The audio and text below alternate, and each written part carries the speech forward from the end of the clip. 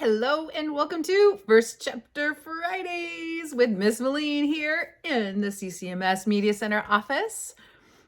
Plugging away at getting a bunch of new books into the computer, into Destiny, so that you can check them out. Currently sitting on my desk are all kinds of new books that celebrate young women. Celebrate young women since it is Women's History Month. Young women who overcome big obstacles. And today I bring you The Length of a String. The Length of a String by Elissa Brent Weissman. And what's really, really interesting about this book is it's historical fiction, but not totally. It bounces back and forth. So you've got this story about a young girl who is Jewish and she's getting ready for her bat mitzvah. It's like this big celebration in a young Jewish woman's life. And she lives in a world of just all white people, but she's not. She's Black. And she wants to find out about her history. And lo and behold, she finds a diary from, I believe it's her great-grandmother, who writes about surviving World War II as a Jewish woman and coming to the United States and starting over. And so what's neat is that this book goes back and forth between current time and then back into this diary that is telling the story of the past. And so the history of this young lady and her family is pieced together as you read the novel. Super interesting concept. Just am enjoying this book. From the back cover of The Length of a String. Imani knows exactly what she wants as her bat mitzvah gift: to find her birth parents. She's adopted and she loves her family and her Jewish community, but she's always wondered where she came from, especially since she's Black and almost everyone she knows is white. When Imani's great-grandmother Anna passes away, Imani discovers an old journal among her books. It's Anna's diary from 1941, the year she was 12 and fled Europe during World War II, sent by her parents to seek refuge in New York. Anna's diary records her journey to America and her new life with an adoptive family. And when Imani reads it, she begins to see her own family in a new way. Weaving together past and present, this captivating novel explores family, identity, and the history that makes us who we are. Chapter 1. Actually, it starts off with an entry from the journal.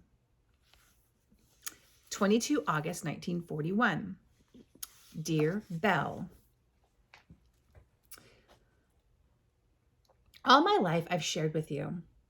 Before we were born, we shared Mama's belly, splitting the resources so equally that we weighed exactly the same at birth. The story of our arrival was our bedtime story for years and years. How the doctors didn't realize there were two of us until 9 minutes after I was born, when you followed me into life. How you've always loved a good surprise. How in those 9 minutes, Mama and Papa had already named me Annabelle. How they were so shocked at your arrival, they didn't think to come up with a second name.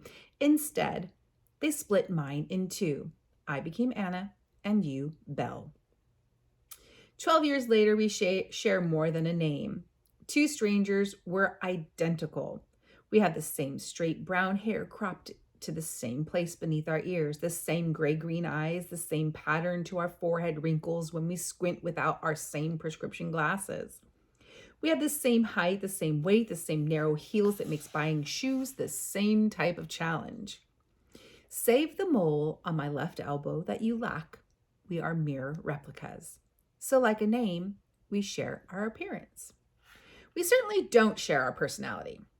You are carefree and adventurous, while I am careful and cautious. You are quick to laugh, but also quick to cry. Your emotions flap back and forth like clothes drying on a line. We are both 12, but in many ways, you are like our baby sister Minna. Lashing out in anger in 1 minute, then jumping with delight the next. Your hurt erased at the sight of something pretty. Don't be angry at that comparison. You are the fun twin, the mischievous twin, the reckless and funny and passionate twin. I am the dull twin, the quiet twin, the responsible and reserved twin. I'm more careful than you and more deliberate. I compared you to Minna, but you always compared me to Oliver. That is a compliment as well. Oliver is only 4, but he's wiser than most adults. We all love his story too. How he had so many ear infections as a baby that Mommy used to worry he wouldn't hear. How he now hears every whisper and how nothing escapes his big blue eyes. We know it's more than that, however. He understands. Pop people, ideas, feelings. It's as though the tubes the doctors put in his ears made a path all the way to his heart. I am quiet like Oliver, and I like to think I share at least some of his intuition. Of course, I've arrived back at sharing. With so many brothers and sisters, we know nothing besides sharing. Me, you, Oliver, Minna, Greta, who is every bit 9, and Kurt, now 14. Our house was quite full enough with 8 people.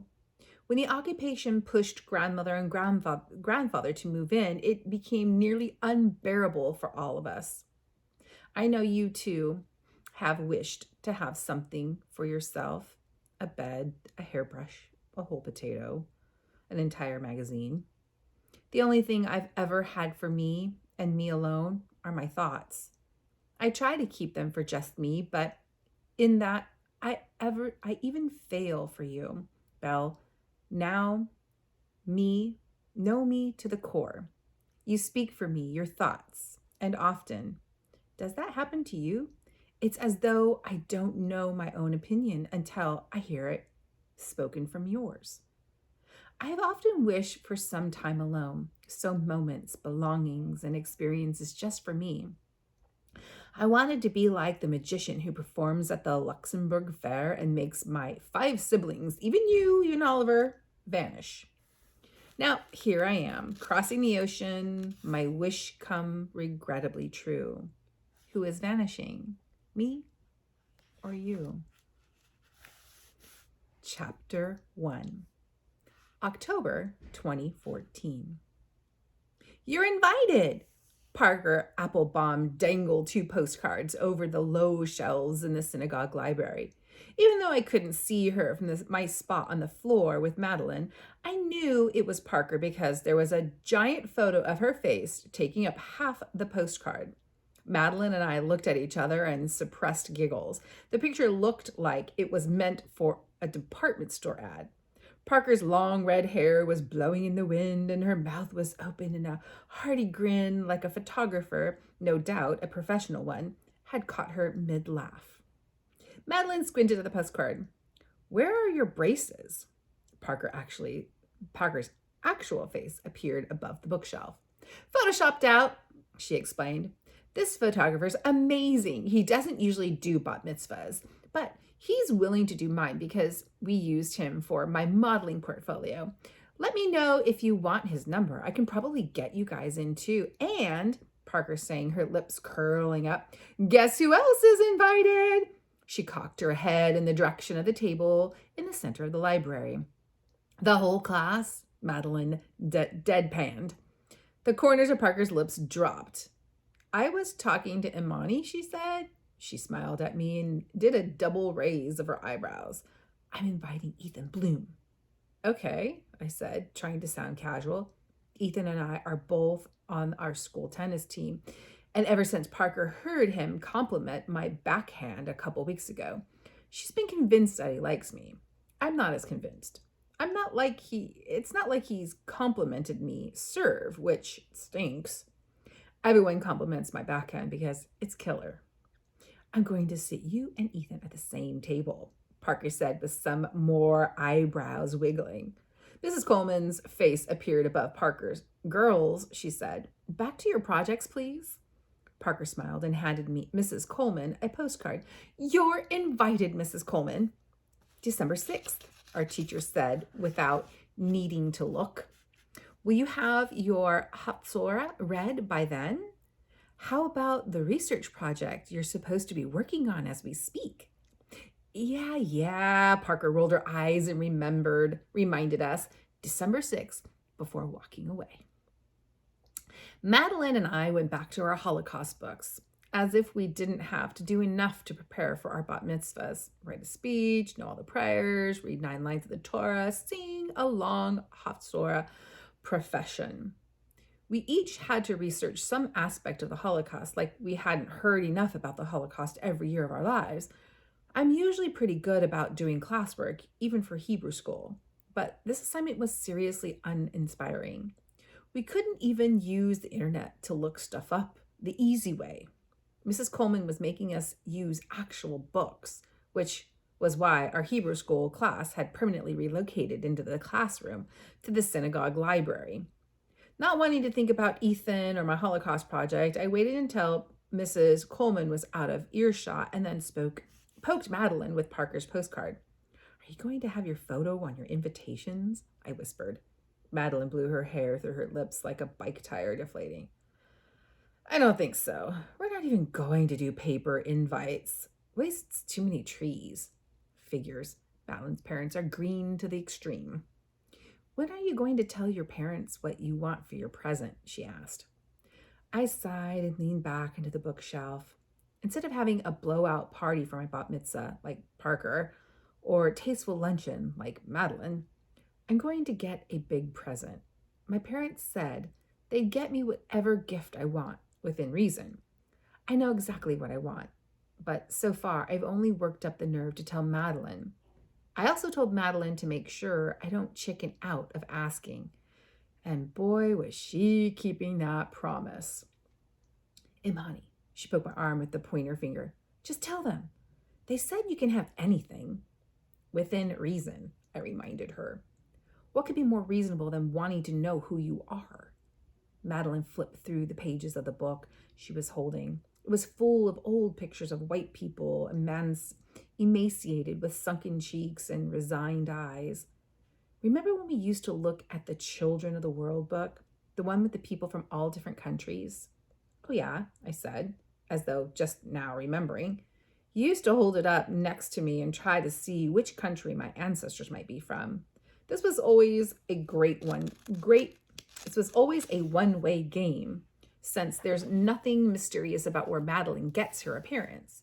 She looks exactly like her mom, only shorter. We thought the girl from Ghana could be your twin, Madeline laughed, which made Mrs. Coleman appear again. Madeline, she said our Hebrew names, like she was too tired to be stern, which made me feel worse than if she just yelled at us. Sorry, I said. We looked back at our books, but now my mind was with the Children of the World. That book was about how everyone's the same on the inside, but I always liked it more for how different everyone looks on the outside. In my town, everyone looks pretty much the same, and it's not like me. Nobody in my own family even looks like me. My mom is tall and sturdy, like she's built to survive a Nordic winter. My dad is also tall, but angular and spindly, like he'd have to spend the Nordic winter huddled close to the fireplace, probably stocked with wood my mom had chopped. They both had fair skin, thick brown hair, and icy blue eyes. My brother Jaime's skin is a shade darker. His eyes are brown and his hair is a shiny black. Not surprising, given that he's adopted from Guatemala. Then there's me. I'm short and skinny. My arms and legs look like toothpicks, and no matter how much tennis I play or how much bowls of tortellini I eat.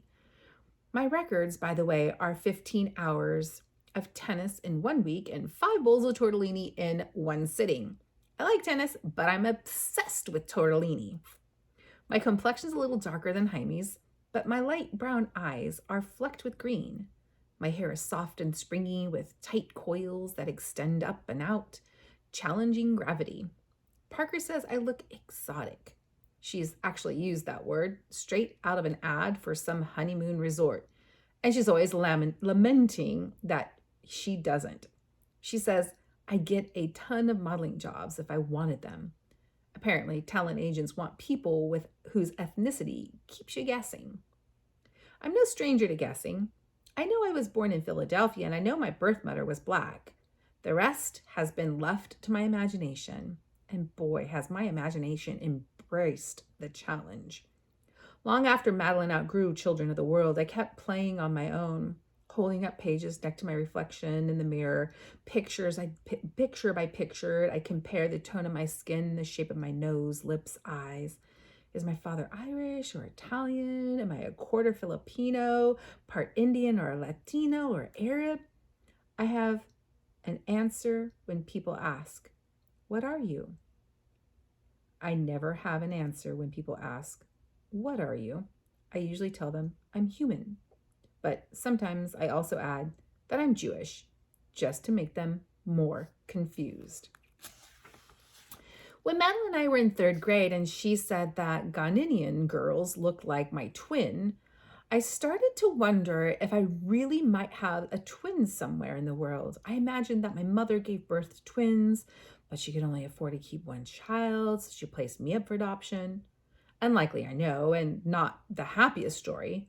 But even if it were true that I was a twin and my birth mother kept my sister but not me, I told myself I could handle it. I just wanted to know. I still want to know. That's why for my bat mitzvah gift, I want to find my family, my first family, my blood and guts, double helix, you're as stubborn as your father family. Does that sound reasonable? My phone vibrated in my pocket and I nearly jumped. I glanced around to make sure Mrs. Coleman was out of sight. Then I took it out. A text from Madeline, who was still like 20 inches away. I rolled my eyes at her, but she was pretending to be very interested in Kristallnacht, like too interested. She was pointing at something in the book and nodding and saying, I opened her text. Tell your parents tonight. I sighed again. Maybe I shouldn't have asked Madeline to make sure I do this. She wants to be an investigative reporter when she grows up, like one of the people in the NPR, this boring radio station her parents always have on in the car. And I was starting to wonder if she was in this for me or if she was just hoping for her first big story. From NPR News in Baltimore, I'm Madeline Winter with the latest on Imani's adoption story. I guess I could tell her to back off, but I do want to investigate this too. More than anything, I just wish I could do it in a way that wouldn't hurt my parents beyond repair. Another iration, another text from the reporter in training. Play the bat mitzvah card. Adult in Judaism, etc., etc. This was a convincing point. When we turn 13 and have our bat mitzvahs, we'll be considered adults in the Jewish religion. It doesn't get us much in the real world. I won't be able to see R-rated movies or buy a scratch-off lotto ticket or anything, but Mrs. Coleman and Rabbi Sider like to remind us that it does mean something symbolically. The symbolism seems extra applicable to me since the odds that I'm genetically Jewish are probably like 0. Madeline thinks I should milk that symbolism for all it's worth. I'm the only Black girl in Hebrew school, gamely researching a heritage that has no biological connection to me. The least my parents can do is let me research my real history, right? If I'm considered an adult in Judaism, I should be old enough to deal with whatever I discover. Okay, I texted back. I will. I was feeling strong and sure.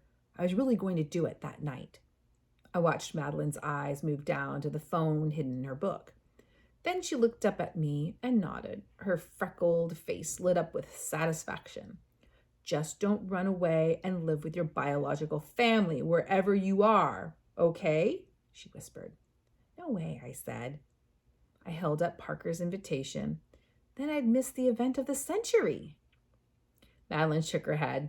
I thought she might bring up Ethan, who I could see cleaning his glasses with the bottom of his t-shirt, but instead she said, I can't believe her braces are photoshopped out. Parker always looks good in pictures, I said, even without Photoshop. How come I always look like I'm about to sneeze? You look great in pictures, Madeline insisted.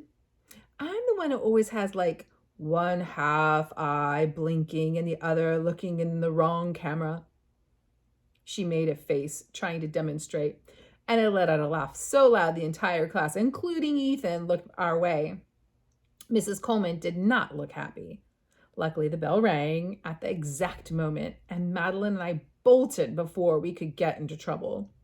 We ran laughing and puffing at the side door of the temple and to the corner where we had to wait for our younger brothers so we could all walk home together. Let me know what your parents say, Madeline said, catching her breath. I will, I promise, tonight. The Length of a String by Elissa Brent Weissman. You can check it out on Destiny Discovered. Just go to CCMS Media Center, click on the Destiny link, log in, search for the title, The Length of a String, place it on hold, and I will email you when it is ready to pick up in the school office. Have a great weekend, everybody. See you next week. Bye.